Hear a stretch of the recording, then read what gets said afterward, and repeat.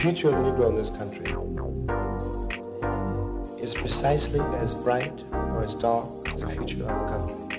This is why Frederick Douglass could say that emancipation for the Negro was freedom to hunger, freedom to the winds and rains of heaven, freedom without roofs to cover their heads. And this type of thinking also will bring an end to the brutality inflicted upon black people by white people. It is the only thing that will bring an end to it.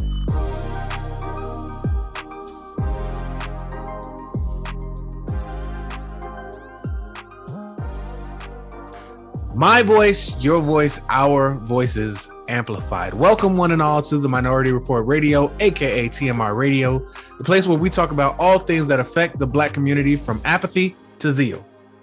And this is Facts Over Feelings, the show all about creating dialogue around specific topics in the black community, expressing our opinions, experiences, with a few facts thrown in for good measure. I'm your host, Cam. And I'm Alex, and we'll be right back with today's topics after this.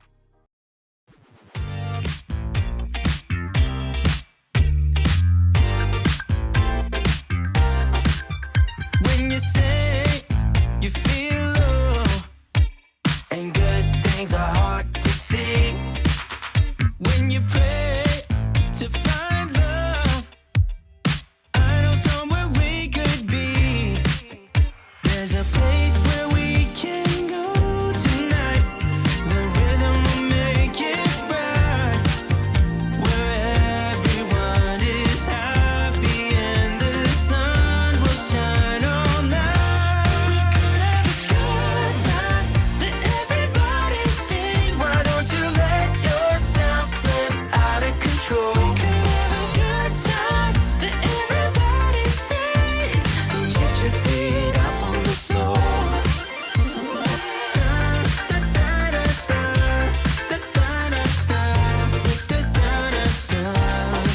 So when the world feels dark and friends seem hard to find, you know how to light a spark just to let your worries unwind. When you're down, there's just one way to go. Let us ascend tonight. Everyone could be so happy and the sun will shine all night. We could have a good time that everybody sing. Why don't you let yourself slip out of control? We could have a good time that everybody sing. Get your feet up on the floor.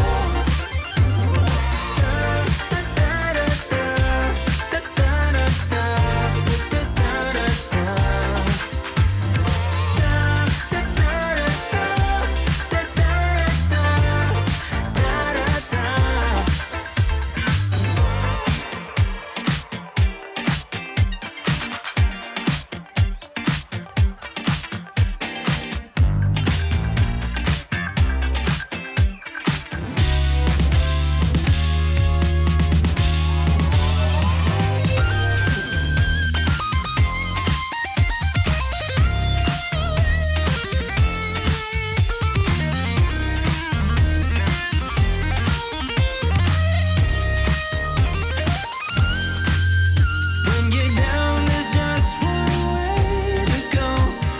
Let us ascend tonight. Everyone could be so happy and the sun will shine all night. We could have a good time that everybody sing. Why don't you let yourself slip out of control? We could have a good time that everybody sing. Get your feet up on the floor.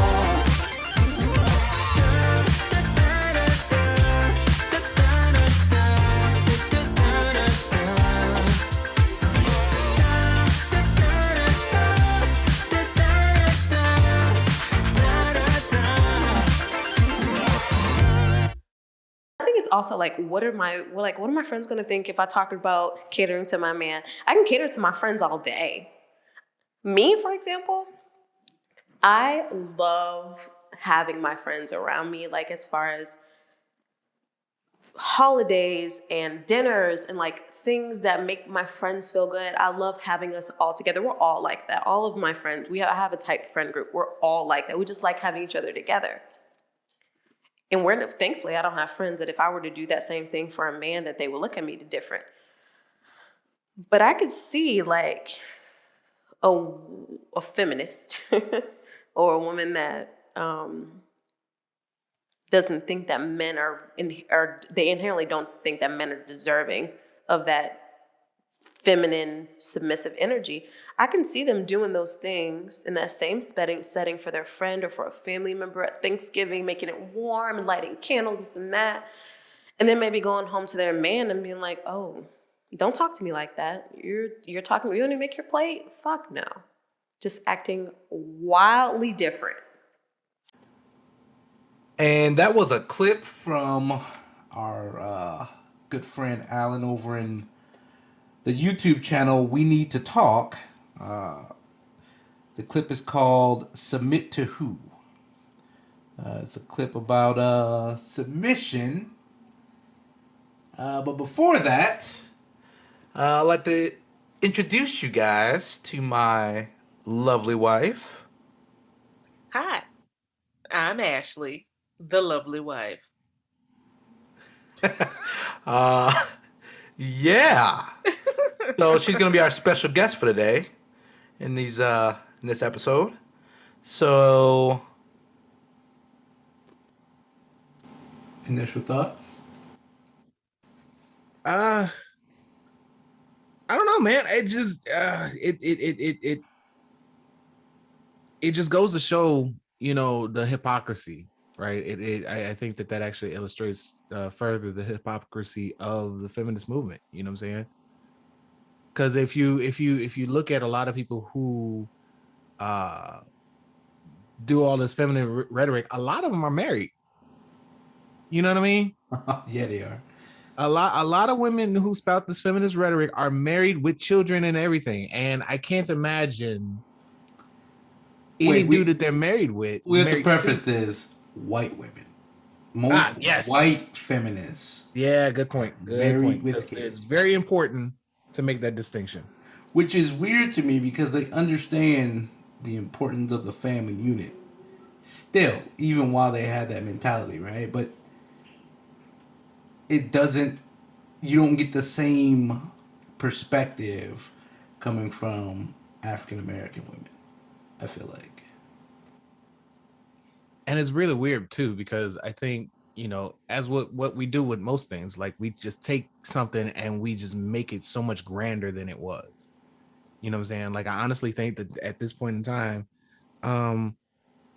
that's part of what's ruining our family unit. You know what I'm saying? This whole, we don't need men and men can't do this and this, that, and the third. It's destroying everything.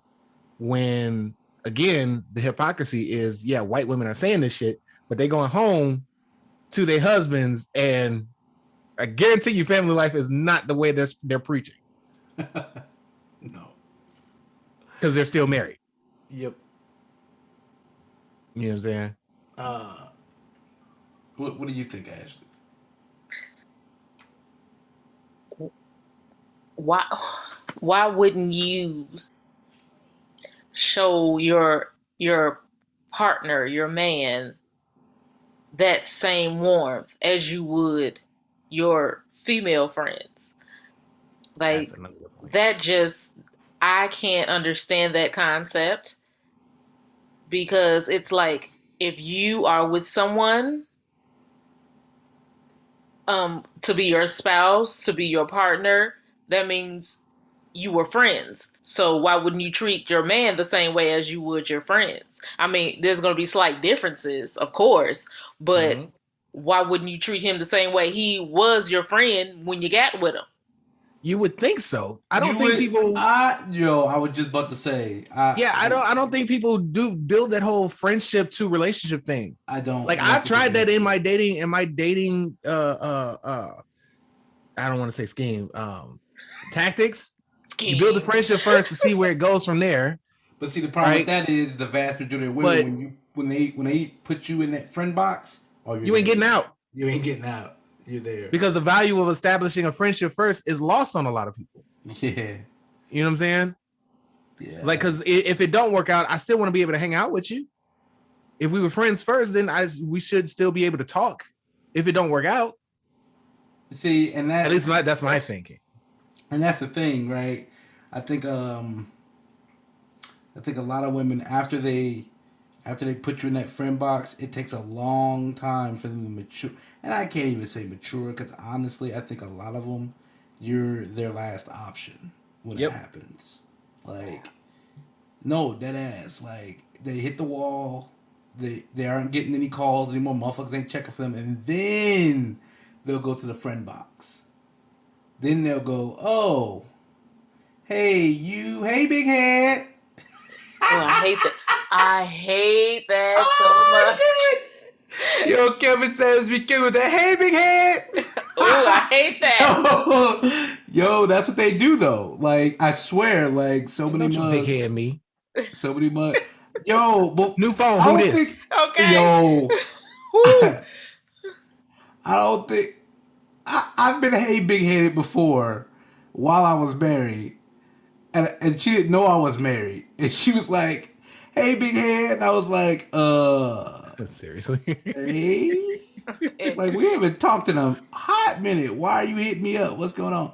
No, just seeing what you was up to. I noticed you moved out to Phoenix. Blah, blah, blah, blah. And I was like, okay. Oh, you've been checking for you. Been stalking me. Who would Yo, win? Who would win? This is the thing. That's the question. Who would win? Who Nah, would man. win? Nah, the boundaries was drawn, bro. Because first of all, she was definitely a fucking manatee. Like, there was no way that was happening, bro. And we already went over that in the previous pod. Yo, mermaid. You know what? We should establish the mermaid theory. We should establish it for bro, those who haven't seen. Okay.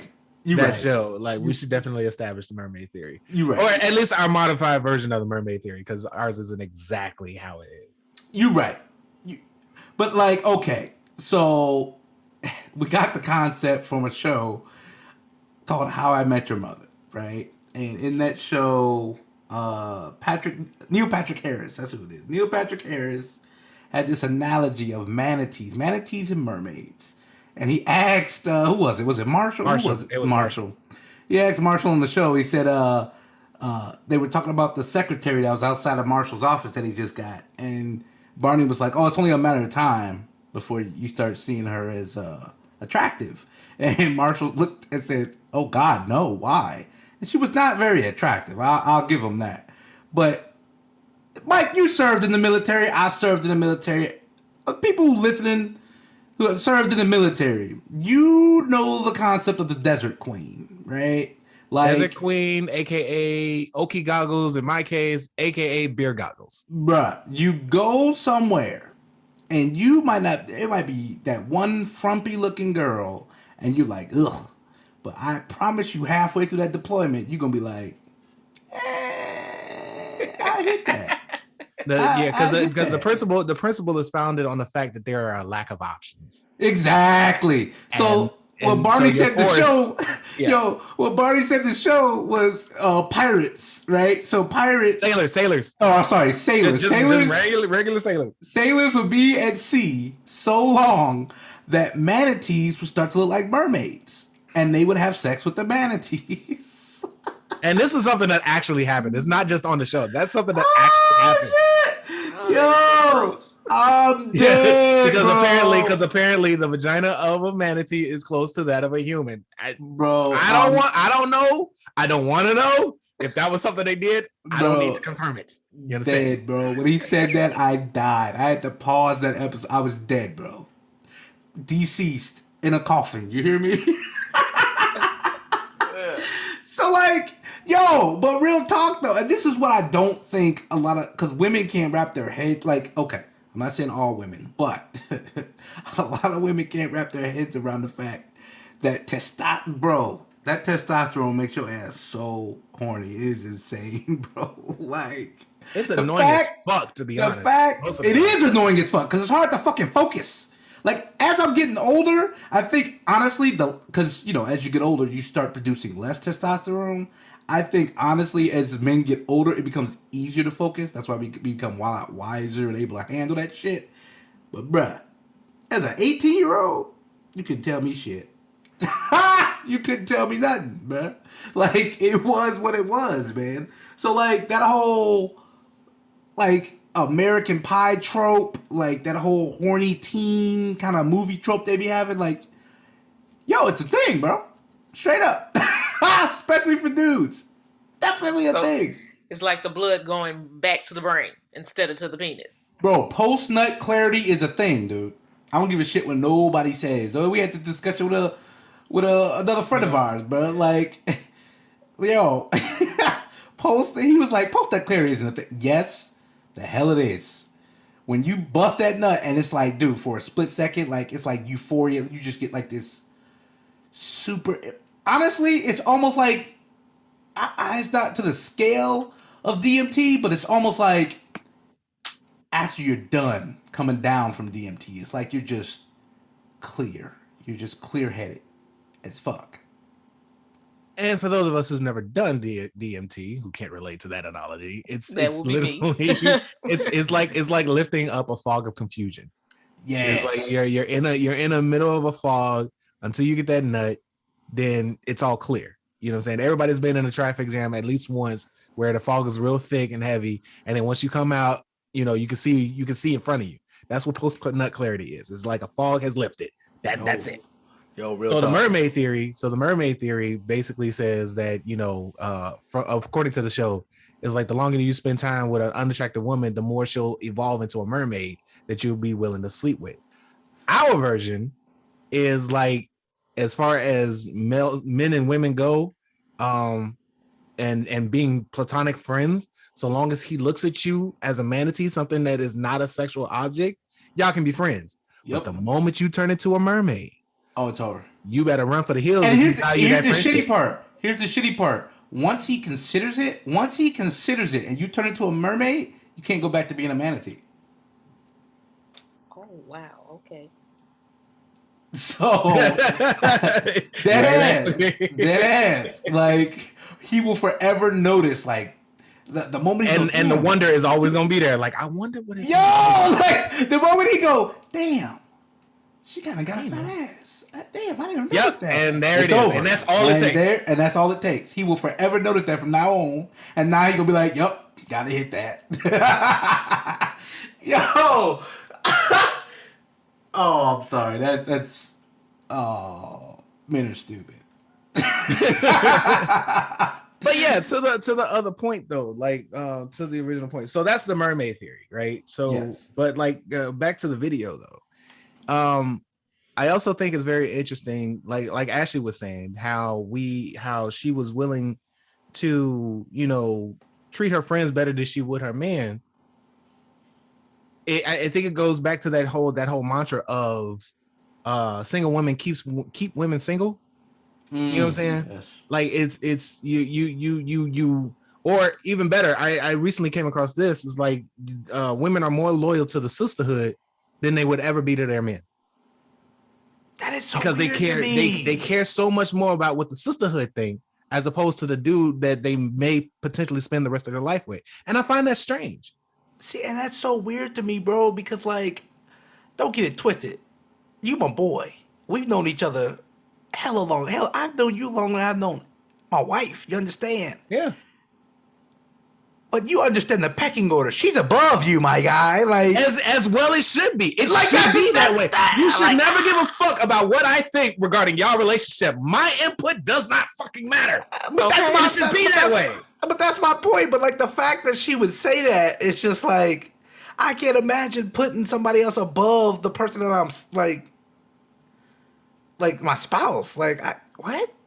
Right, because I'm with that person. I'm not with my friends all the time. Right. We're not building anything. I'm not building anything with my friends. I'm just hanging out with you, just talking to you. But with my man, I'm gonna go with my man.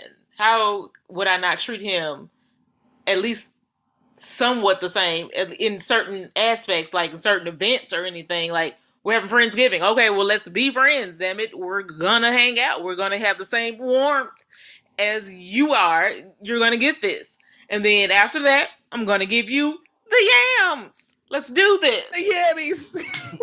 Can I get to the yams?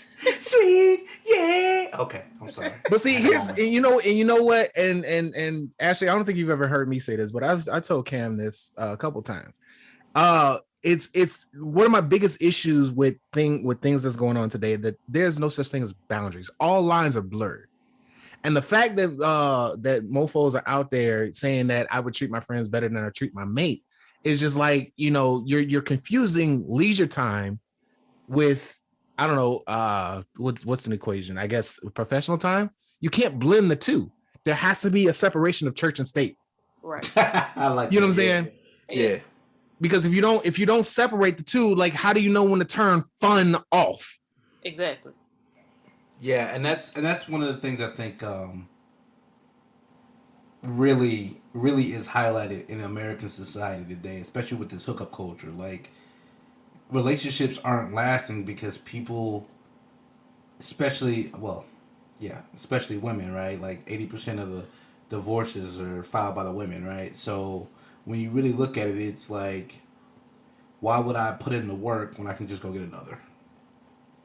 It's kind of like, short attention span generation. Like, why would I sit here and put in all this work when I can just leave you? And then there's plenty of dudes in my DMs. You know what I'm saying? Instead of building that long-lasting relationship. But if there are boundary lines, then that's when you need to stick to your boundary lines. And then if that person can't get with the concept of your boundary lines and see that you're doing it, and if they really want to be with you, then they'll make boundary lines themselves and they'll keep it together. If you're consistent in your boundary lines and make it plain, then they should do the same thing. And then they will continue to do the same thing. So I'm glad you brought up consistency, right? When you say being consistent, that's one thing that we talked about, Mike, right? In about men, right? As a man, you should be consistent. You shouldn't be two-minded. You should be concise, confident, decisive. Like that. That's what women look for, you know what I'm saying, in a mate. And I think a lot of the times, even if they say differently, we should interject that point. Even if they say differently. If they say differently, don't believe them. That's absolutely horse shit. That's correct nonsense. They look for confidence, decisiveness, directness. That's what women look for, because they don't want a dude who... Listen, if you ask almost any woman, she's going to tell you she wants a leader. What are some of the qualities of a leader? Confidence, decisiveness, and charisma, bro. Shit. But which is really interesting, because as we talked about a couple weeks ago, some of those traits in a leader are now being construed as toxic. You see, or arrogant, or you know what I'm saying? It's so weird. Like and then there's the question of where are all the real men in the world? Because, well, what do you want in real? You can't. You keep shifting the goalposts in definition of what a real man is. You want a nice guy, but you don't. You want the bad boy, but he's too toxic. So, like, what is it? But you know what's funny? You want a six-figure man, but you don't qualify. So, like, this is what I find funny. That study that they did about female sexuality, right? Like, what are women aroused by, right? Women, this is why you don't listen, honestly, because they'll say the politically correct answer to save face because they understand social currency. And they don't want to come off weird or like off-putting. So they'll save up that social currency. So they'll give you the PC answer, right? So they did this study. I think I mentioned it in the previous podcast, right? Like, what are you attracted to as a woman, right? And they found that they're all over the goddamn place. And you could argue that it's because society fucking shames women for, their sexuality or, their preferences, all that shit, right? Fine and dandy. But if that's the case, right? If that was truly the case, then why would they... Well, I guess it does coincide, right? Why would they say they want the nice guy, but don't actually date the nice guy? It's like that's the PC answer. It's like we women just we want it all. It's like, I want you to be that good guy, but don't show me too much. But then don't be that bad. I want you to be that bad boy because it's exciting. But I need you to put him aside from some time so I can get some of the good boy. It's like I want it all. I want it both. Can I have both? Can I find both? No, motherfucker. Exactly. That's not a thing. Shit. Can I get a quarter? Can I get a quarter of each? I'm telling you. Well, here's go ahead. Disney fucked this up, man. Oh, you was about to get it back. I'm telling you, bro. They fucked us up, man. Like this Prince Charming random motherfucker that just supposed to like be perfect in every way and just come in and just sweep you, choose just you and sweep you off your. I've said it before. They never show the ever after. They always say, "Oh, and they lived happily ever after." How long their relationship ever after? Like, what's the ever after? They don't get to that. Why? Because they want to leave it to your imagination. It's perfect. Let your imagination wander. It's everything you could want. And it's just like, man, fuck. Insert fill in the blank here after what happened. You decide what happened. You decide your what own happened. adventure. Bruh. And on that note, we'll be right back, y'all.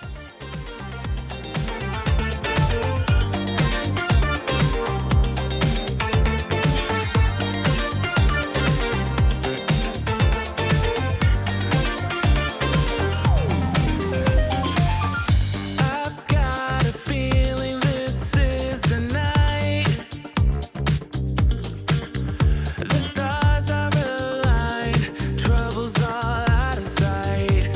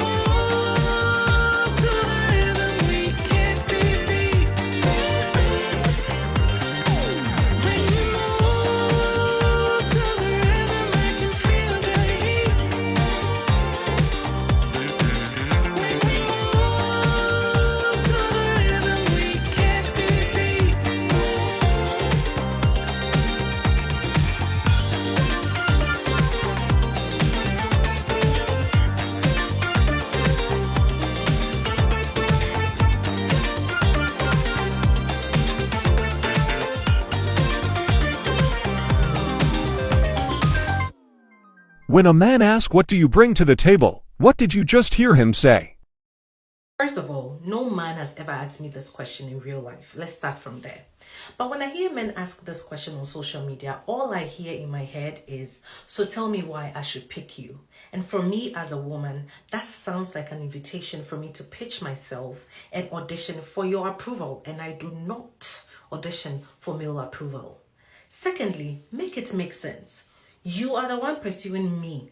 The onus is rather on you to pitch yourself and present a persuasive argument as to why I should ignore the scores of men seeking my attention left, right, center, and give you my full and exclusive attention.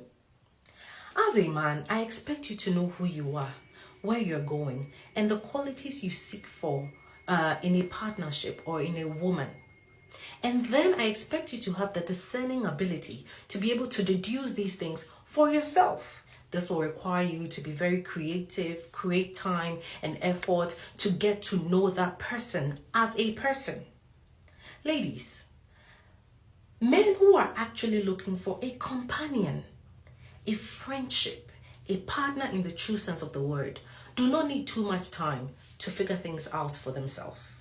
It is those who are looking for a maid, a slave, a doormat, somebody to dominate, who need to put women through these gimmicks before they can figure out if you're the one for them. What do you bring to the table? I bring one now. Nonsense.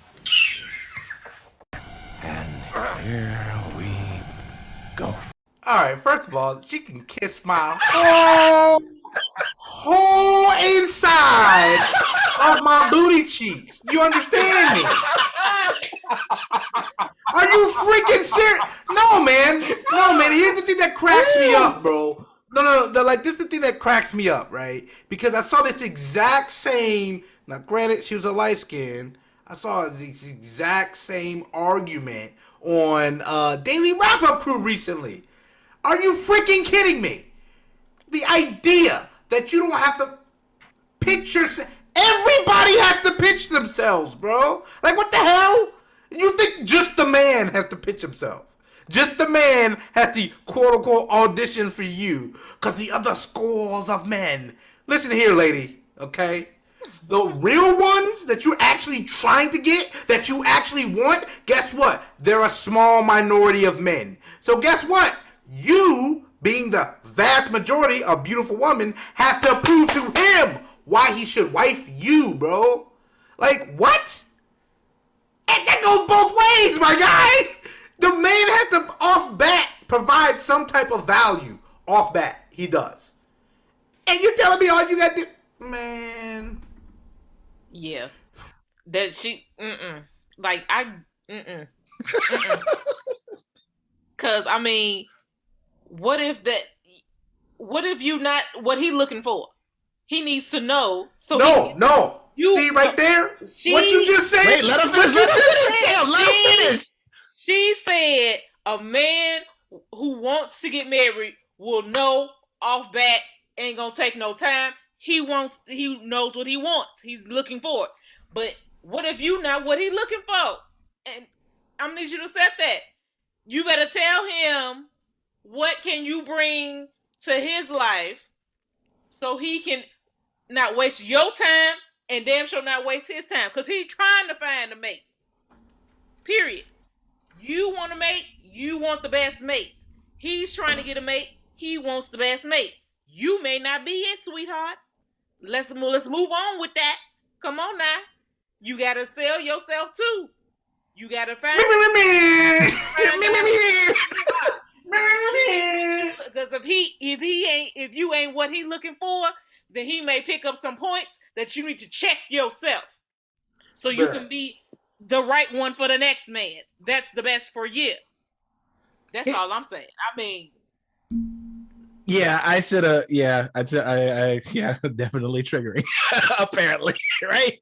So, what killed me about this thing, and mind you, I had been looking through a lot of disparaging TikToks along this line, so I got an earful of this. But when I landed on her, it just really, the audacity. You understand?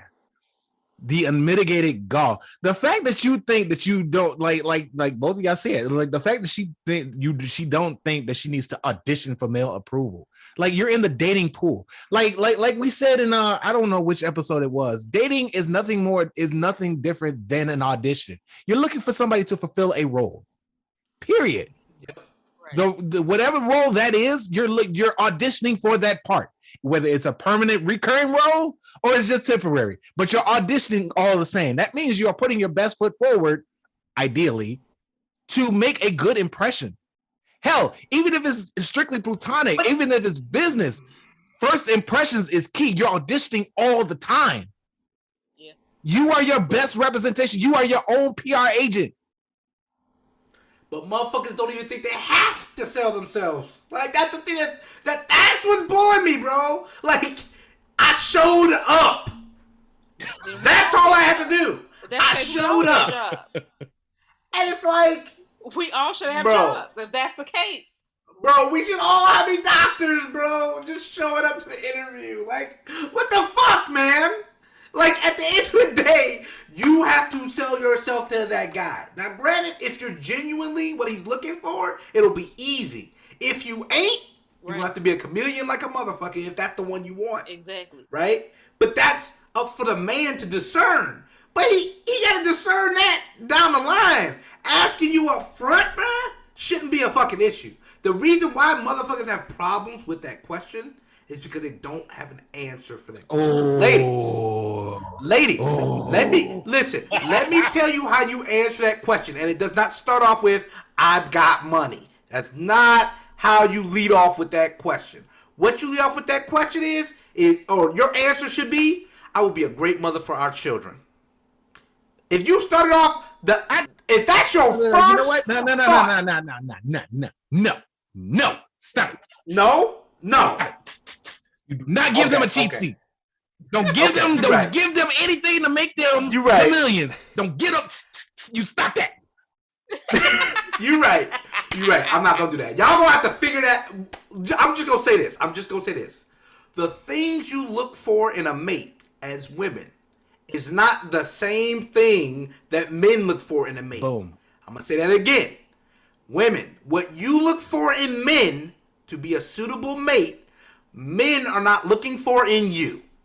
That's my hint to y'all of how to answer that question. You right. I ain't gonna give him no cheat sheet. You ain't gonna give me no damn cheat sheet. Look, here's the thing. What really struck a chord with me is there's a lot that struck a chord with me in this video, right? But what really got on my nerve was the whole thing of gimmicks. Gimmicks? I reserve that word for shit testing.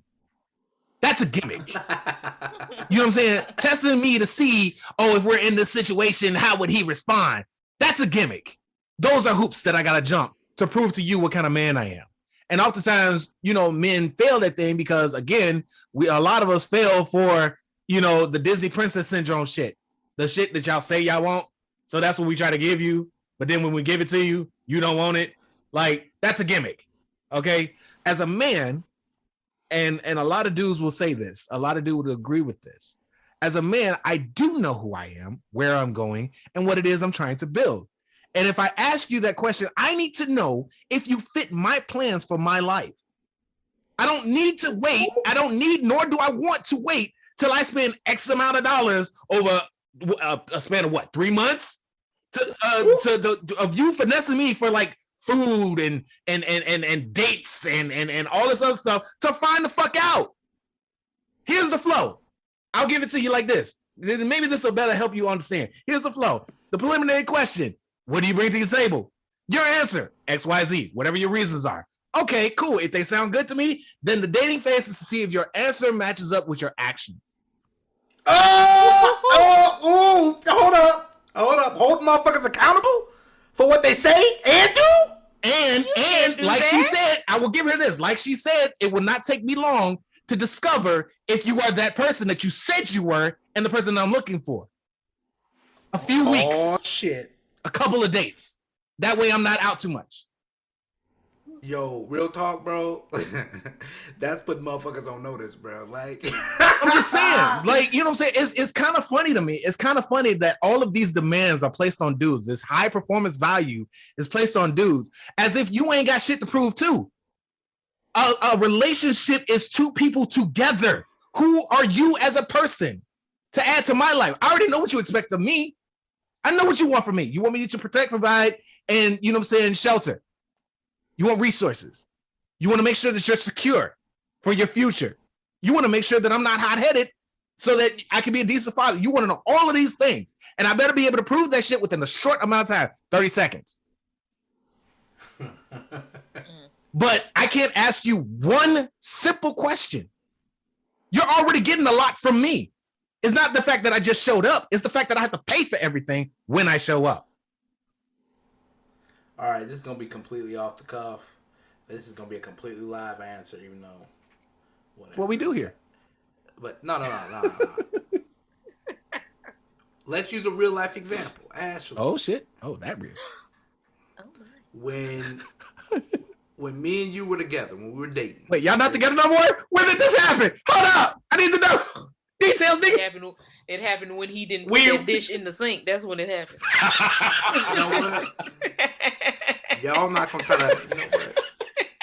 I'm sorry, I didn't. You want that shit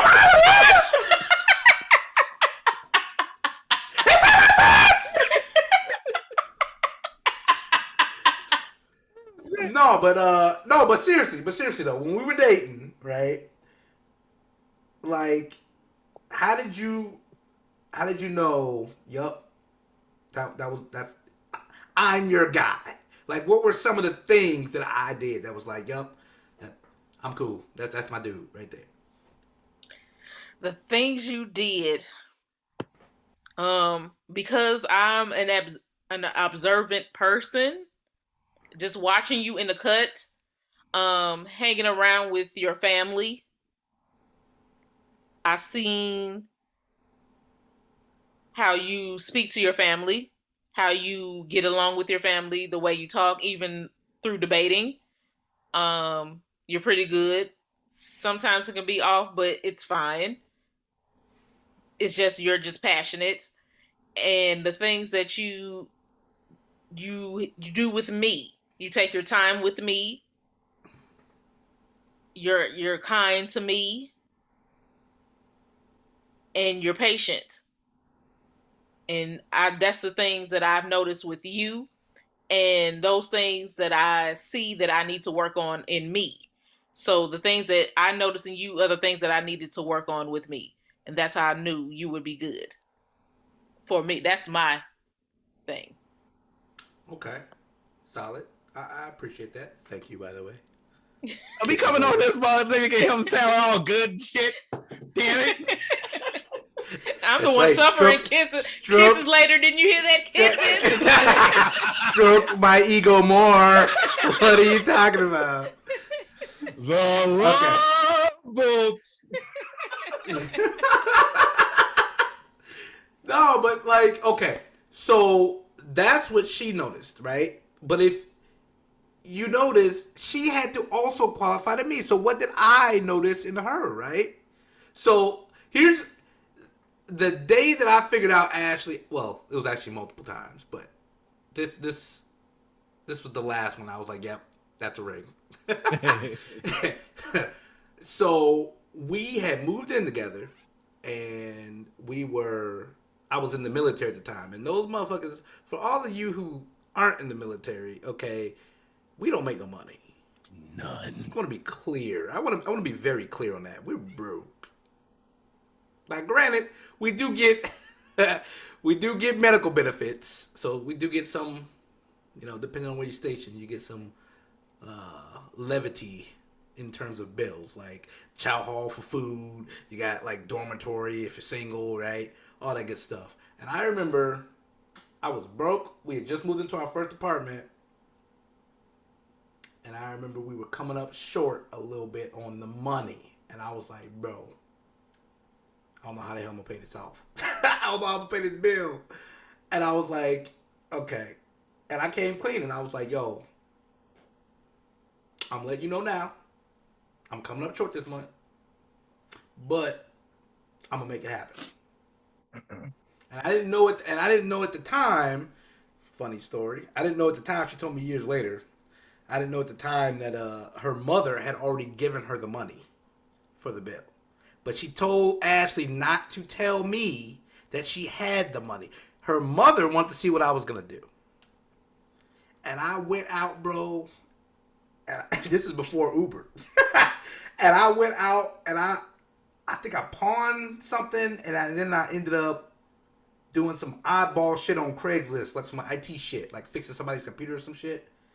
And I ended up getting the money, and I paid the bill. And, yo, Ashley held me down. She told me later, but, like, she didn't trip. She didn't say nothing. She was just like, I know you're going to figure it out. And I was like, yo, the fact that she put her trust in me, that I was going to figure it out. I was going to make a way. I was like, bro, that's wife right there. She ain't snap. She didn't go off. She didn't say, why you in and you all. She didn't nag. None of that. She let me figure it out. And I figured that shit out. And that's what I think goes back to 2 episodes ago when we were talking about trust, right? A lot of women don't trust their men to lead because they haven't been given examples of men doing what the fuck we supposed to do, right? But that was one of the ways that she qualified for me. Like, you see what I'm saying? That was a glaring review on her resume, bro. I was like, yo, I have dated other women, and them motherfuckers would have been all up my ass, bro. If I was like, yo, I'm a little short on the rent. You broke motherfucker, how you... Ain't you in the military? How you ain't got no money? How you ain't got no money? Listen, she was like, okay, but I know you're going to figure it out. And I was like, I got it. I don't want you to panic. I got this. Like, I'm gonna handle it. I also would like to note how the communication was.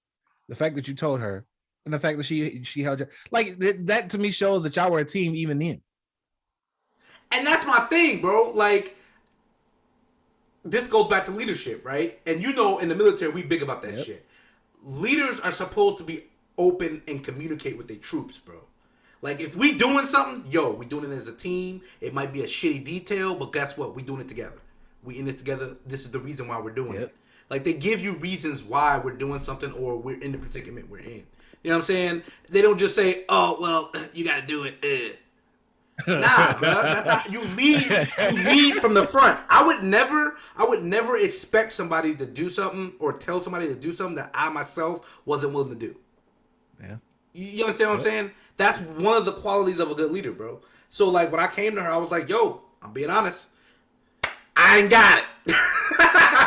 But I'm going to get it. Okay? I'm just letting you know. So, if you see, like, a late notice or something, I'm already on it. I got it. I'm already on it. I got it.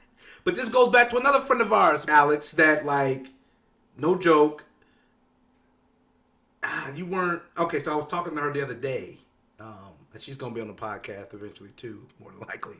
But she was talking about this guy that she's dating, right? And how he was... The lack of communication and how he was always coming up short, right? And in my mind, that's a red flag, right? Cut loose, wash your hands, walk away, right? But